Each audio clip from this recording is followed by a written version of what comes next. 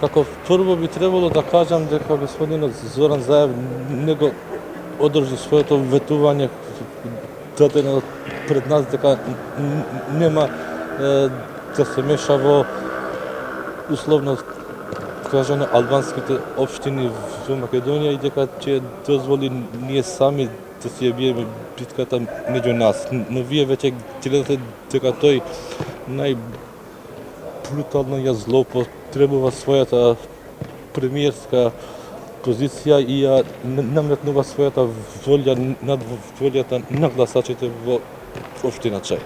Има уште денови до 29 и ќе порачате ли ништо на Заев на вашата вод?